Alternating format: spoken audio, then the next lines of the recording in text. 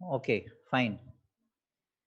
देखिए आज हम लोगों को क्या स्टार्ट करना है, मैंने आप लोगों को लास्ट क्लास में बता दिया था कि ये बहुत ही इंपॉर्टेंट पार्ट है जो हम लोग कवर करने जा रहे हैं। That is the salient features of the Indian constitution. बहुत बार बहुत सारे एग्जाम्स में इस स्पेशली इस पार्ट से बहुत सारे क्वेश्चंस पूछे जाते हैं। किसी भी चैप्टर में इसके पार्ट को पिक किया जा सकता है और ये कहीं से भी इसका क्वेश्चन पिक करके आपको एग्जाम में पूछा जा सकता है। तो just be ready with your pen paper copy जो भी आपके पास है उसके साथ आप लोग रेडी रहें, क्योंकि बहुत सारा पॉइंट आप लोगों को नोट करना होगा, कुछ पॉइंट हम लोगों को समझना होगा। तो let's start the salient features of the Indian constitution. देखिए सबसे पहले हम लोग थोड़ा-सा इसके बारे में समझते हैं, लेकिन पीपी नोट्स मैं आप लोगों को प्रॉपर प्रोवाइड करूँगा एंटायर थिंग, बट इसके पहले हम लोग थोड़ा-सा समझते हैं कि ये सैलिएंट फीचर्स रि जो इंडियन कॉन्स्टिट्यूशन का है, ये क्या है?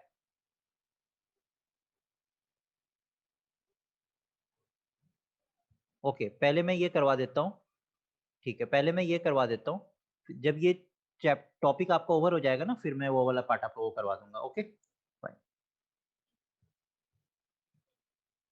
देखिए, जो हमारा कॉन्स्टिट्यूशन है ना, सबसे फर्स्ट पार्ट जो हमारा कॉन्स्टिट्यूशन है, इसको हम लोग जानते हैं विथ व्हाट नेम। तो हम लोग जब भी आप पढ़ते होइएगा तो आप लोग एक चीज देखते होइएगा कि हर जगह ये लिखा रहता है लेंदीएस्ट लेंदीएस्ट रिटेन कॉन्स्टिट्यूशन, लेंदीएस्ट रिटेन कॉन्स्टिट्यूशन। ठीक है, क्या ये रिटेन वर्ड लिखने का क्या मतलब है, ये रिटेन वर्ड आया कहाँ से है, और ये ऐसा हम लोग क्यों नहीं बोल सकते, लेंदीएस्ट कॉन्स्टिट्यूशन क्यों नहीं बोल सकते हैं, ये रिटेन लिखना इतना जरूरी क्यों है? और बहुत जगह पे आप देखते हैं कि किसी-किसी कंट्री के बारे में बोला जाता है दिस इज अनरिटेन कॉन्स्टिट्यूशन। इसके बीच का डिफरेंस क्या है? ये जो रिटेन कॉन्स्टिट्यूशन है और ये जो अनरिटेन कॉन्स्टिट्यूशन है, इसके बीच का डिफरेंस क्या है? हाँ, हाँ, समझ गया। ये रिटेन कॉन्स्टिट्यूशन आप बता रहे हो कहाँ का है? अच्छा, एग्ज़ाम्पल रिटेन कॉन्स्टिट्यूशन का एग्ज़ाम्पल, इंडिया खुद ही बहुत बड़ा एग्ज़ाम्पल है। अनरिटेन कॉन्स्टिट्यूशन का एग्ज़ाम्पल, बट ये रिटेन कॉन्स्टिट्यूशन का क्या मतलब है और ये अनरिटेन कॉन्स्टिट्यूशन का क्या मतलब है? ये मेजर पोर्शन है जो समझना है। हाँ, ये तो मैं समझ गया कि रिटेन का यूएस यूएस आप लोग फिर से बता रहे हैं। बोरोड फ्रॉम डिफरेंट कंट्रीज नहीं, ये रिटेन कॉन्स्टिट्यूशन और अनरिटेन का मतलब नहीं होता है। किसी को पता है रिटेन कॉन्स्टिट्यूशन और अनरिटेन कॉन्स्टिट्यूशन के बीच का डिफरेंस?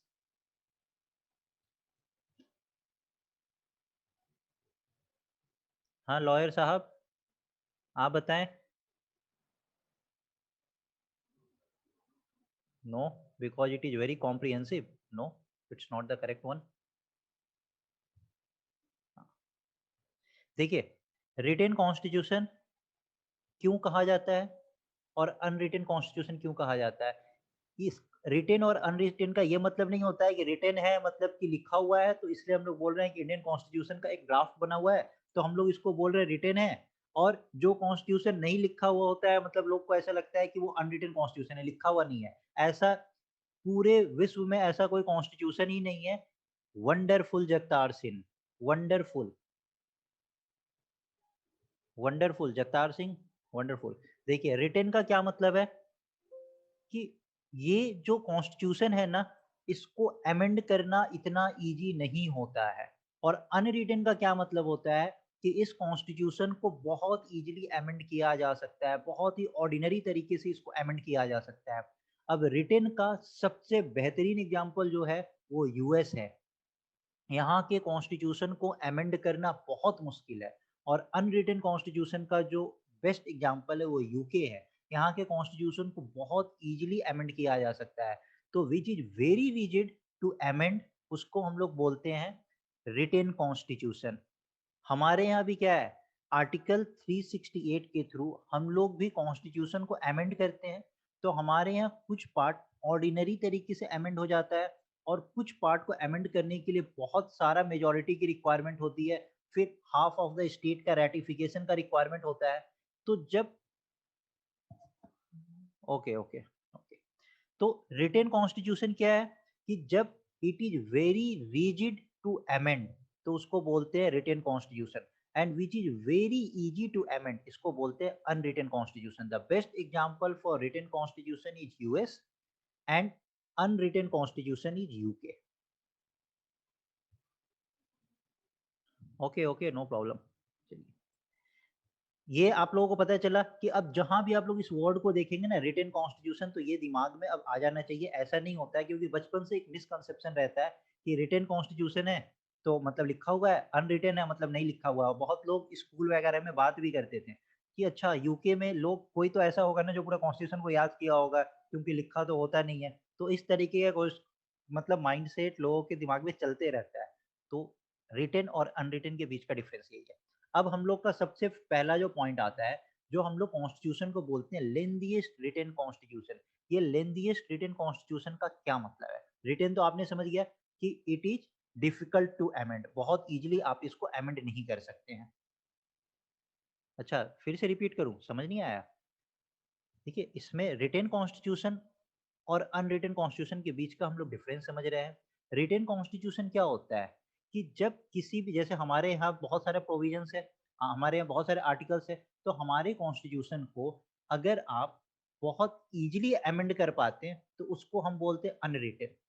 और अगर हमारे कॉन्स्टिट्यूशन, हमारा जो कॉन्स्टिट्यूशन लिखा हुआ है, अगर उसको अमेंड करना बहुत मुश्किल होगा तो उसको बोलेंगे retain constitution.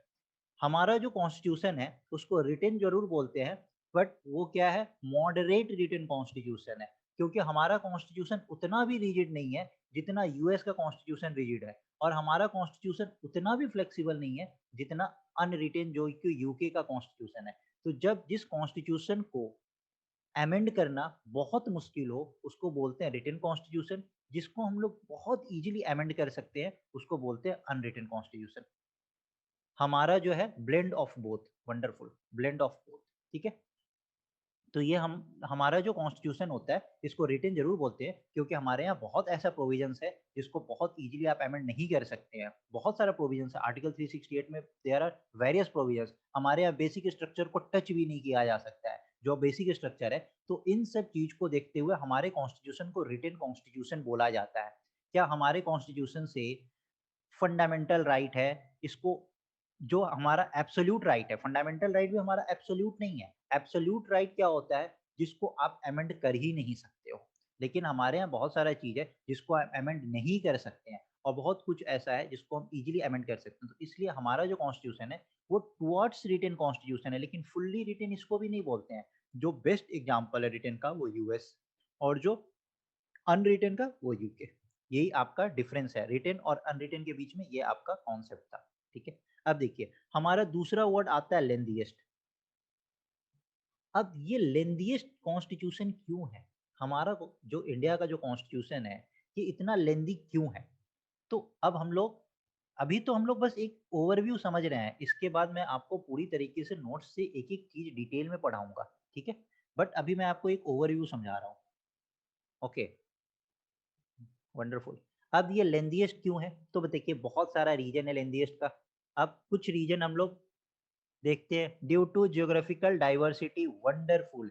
Geographical, geography one of the major reason, जो जियोग्राफिकल डाइवर्सिटी है ना, वो one of the major reason for our lengthiest constitution. अब ये जियोग्राफिकल डाइवर्सिटी क्या होता है, देखिए, हमारा जो कंट्री है, नॉर्थ, ईस्ट, वेस्ट, साउथ, आप नॉर्थ से ईस्ट की तरफ जाएंगे, कल्चर चेंज हो जाता है।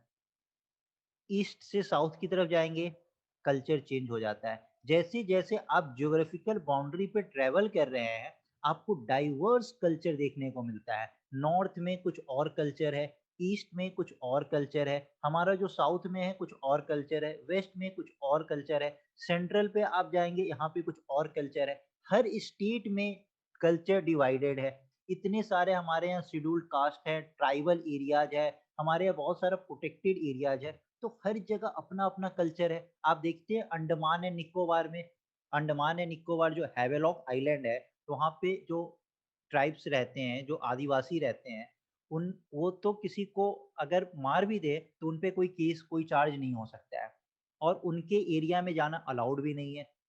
तो आप देख रहे हैं, जो हमारा जो कंट्री है वो ज्योग्राफिकली बहुत ही डाइवर्स कंट्री है, बहुत ज्यादा डाइवर्स है।